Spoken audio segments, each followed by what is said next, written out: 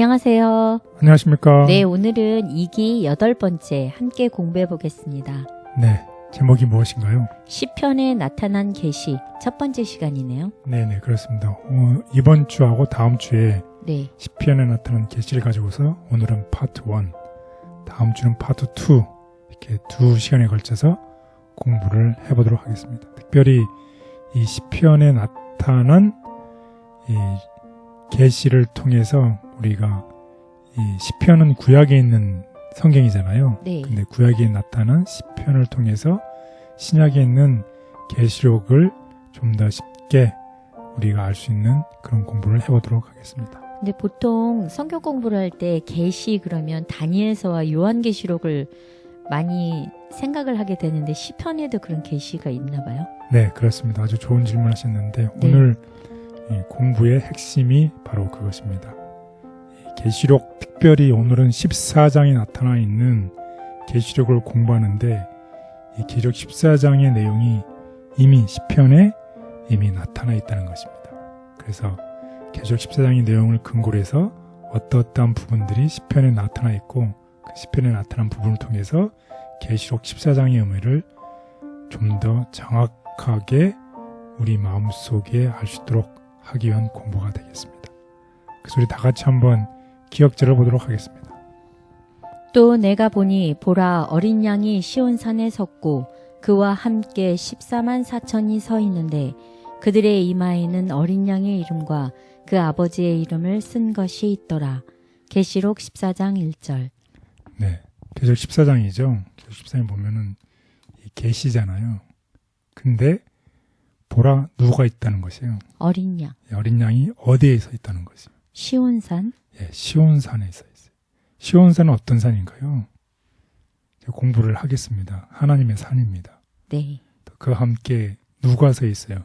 14만 4천. 예, 14만 4천이 하나님의 산에 서 있는데 14만 4천의 특징이 있죠. 그 특징이 시편에 나타나 있다는 것이에요. 그리고 그들의 이마에는 무엇이 있어요? 어린 양의 이름.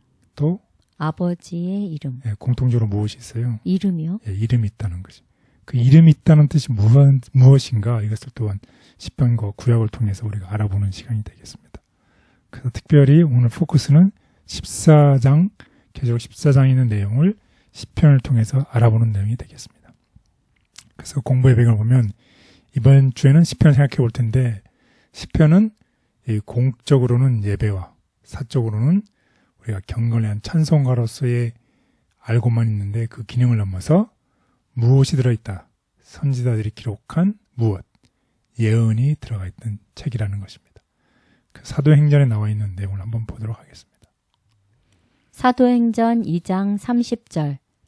그는 선지자라 하나님이 이미 맹세하사 그 자손 중에서 한 사람을 그의 위에 앉게 하리라 하심을 알고 미리 본고로 그리스도의 부활을 말하되 그가 음부에 버림이 되지 않고 그의 육신이 썩음을 당하지 아니하리라 하였느니라.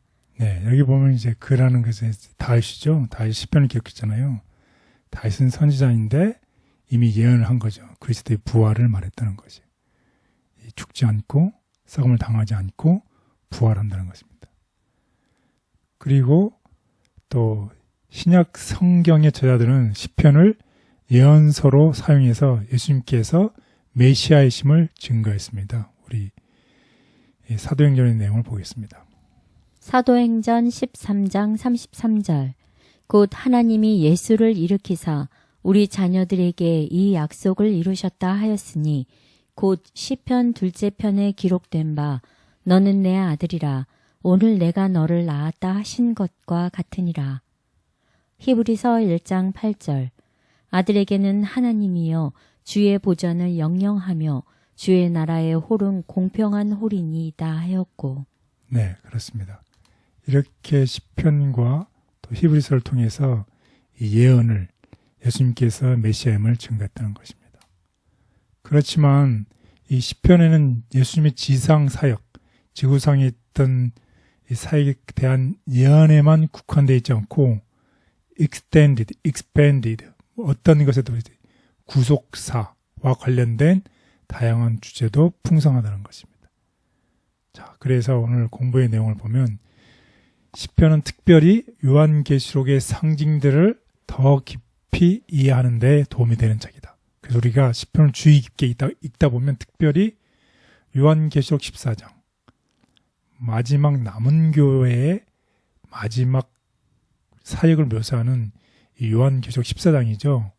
이 14장의 내용을 생생하게 느낄 수 있는 부분을 우리가 시편을 통해서 발견할 수 있다는 것이에요. 그래서 마지막 때 하나님의 백성들은 마지막 때 하나님의 백성들에게 사명을 주셨잖아요. 셋천사의 기별. 여러분이 다 잘 아시는 것처럼 셋천사의 기별에 사명을 주셨는데 이것은 옛 이스라엘 같은 사명을 받았는데 바로 열방의 빛이 되어야 할 모든 사람이 셋천사의 기별을 사는 모든 사람들이 우리 다 알죠. 창조주를 경배하고 순종하라고 부르는 마지막 자비의 초청을 전하게 되고 그것을 따르게 될 것이라는 것입니다. 그래서 시편은 마지막 시대의 교회의 사명, 곧 하나님의 자비의 메시지를 온 세상에 전하는 그 사명, 미션을 이해하는 데 중요한 통찰력을 제공해 줍니다. 그래서 시편은 마지막 시대를 살아가는 우리의 사명을 새롭게 조명해 주는 열쇠가 된다는 것입니다. 따라서 오늘 보면 시편 122편을 보면 하늘 성소를 우리가 볼 수 있어요. 그리고 시편 15편과 24편은 거룩한 산. 아까 무슨 산이죠? 시온산이요. 예, 그렇습니다. 하나님의 시온산, 거룩한 산이 시편 15편과 24편에 나타나 있습니다. 그리고 시편 119편에 하나님의 이름, 아까 우리 어린 양 이름과 하나님의 이름이 있다고 그랬죠? 네. 그 하나님의 이름이 119편에 나와 있습니다. 그리고 14만 4천의 구속받은 자들이 하나님과 함께 서 있다고 그랬죠? 그 구속받은 자들이 시편 5편에 나타나 있어요. 그리고 그 구속받은 자들이 남은 마지막 사명이 있었죠? 그게 무엇인가요? 복음 선포죠. 시편 51편에 이 다윗이 죄를 짓고 회개한 다음에 그 다음에 하는 그 다음에 단계가 무엇인가요? 내가 이제 내 죄를 여호와께서 용서해 주셨으므로 내가 이제 여호와 이름을 열방에 전하는 복음 선포입니다. 우리가 지난 시간에도 배웠지만 이사야가 하나님의 성전에서 그의 입술이 어떻게 정결케 되고 난 다음에 나를 위하여 누가 갈고 했더니 내가 여기 있나이다. 내가 가겠습니다 하는 복음 선포입니다. 그래서 결국은 오늘 이 공부를 통해서 우리 지난 시간에도 공부를 했지만 결국 우리가 복음 선포라는 게 어떤 것이 복음 선포라고 우리가 배웠나요? 내가 과거에는 I was lost. 나는 잃어버림을 받았지만 now, 지금은 I am found. 나는 발견함이 되었습니다. 어디 안에서? In Christ. 내가 하나님 안에서 옛날엔 내가 잃어버림을 받은 사람이었지만 지금은 내가 I am found. 내가 구속함을 받았습니다. 그러니 복음 선포라는 것은 어떤 것인가요? 내가 과거에는 이러이러한 삶을 살았는데 예수님을 만나고 예수님의 은혜를 통해서 내가 이러이러한 삶을 받겠습니다. 라고 하는 이 변화된 삶을 통해서 복음을 전파하는 것입니다. 그래서 오늘 공부의 제목을 보면 첫째 날 우리의 대제사장. 예, 우리 대상이 지금 어디에 있나요? 하늘. 예, 그렇습니다. 하늘 성소에 성소. 있습니다. 예. 그리고 시온산에 누가 있나요? 우리 어떤 거룩한 무리가 함께 서 있는 거죠. 그래서 거룩한 산. 그리고 세 번째 날은 우리 마음속의 법. 예, 우리의 마음속의 법. 하나님의 이름입니다. 그리고 네 번째 날은 시편 5편. 예, 시편 5편을 통해서 공부를 하겠고 그다음에 마지막 날은 죄인에게 주의 길을 가르치소서. 예, 복음 전파하는 거죠. 죄인들에게 하나님의 복음을 전파하는 이런 내용으로 공부를 해보겠습니다. 이렇게 공부하면 우리는 다음과 같은 결론에 동의할 수 있습니다. 시편은 인간의 다양한 경험과 하나님과의 상호작용을 말한다. 성소와 모든 제도는 예수님을 예표한다. 하나님은 우리를 만나주시며 어린 양의 피 때문에 우리는 시온에 설 수 있다. 하나님의 사랑의 법은 남은 자의 마음에 새겨지고 구속받은 자는 하나님을 경배하는 자로 영원한 복음을 알고 이를 세상에 나눌 것이다. 하나님의 사랑과 자비는 가장 깊은 바다까지 미치며 믿음으로 회개하는 영혼을 높여 하나님의 자녀가 되게 하신다. 이러한 시편의 내용은 마지막 때에 우리의 역할을 이해할 수 있게 도와준다. 성경 전체의 중심 주제는 구속의 경륜. 성경 전체 가운데 논의된 중심 주제는 구속의 경륜이며 이 구속의 경륜은 사람의 심령 가운데 하나님의 형상을 회복하게 하는 일이다.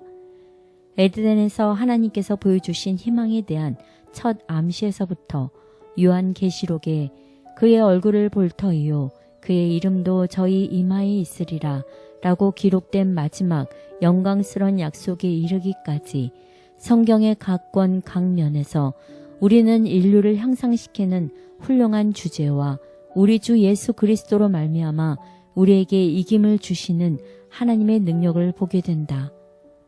여기서 우리는 천국의 황제께서 당신 자신을 스스로 낮추사 우리의 대속물과 보증인이 되시고 홀로 흑암의 권세들과 겨루사 우리 인간을 위하여 승리를 얻으신 것을 볼 수 있다. 이러한 주제들에 대한 경건한 묵상은 틀림없이 심령을 부드럽게 하고 순결하며 고귀하게 하는 동시에 새로운 힘과 기운을 정신에 불어넣어 줄 것이다.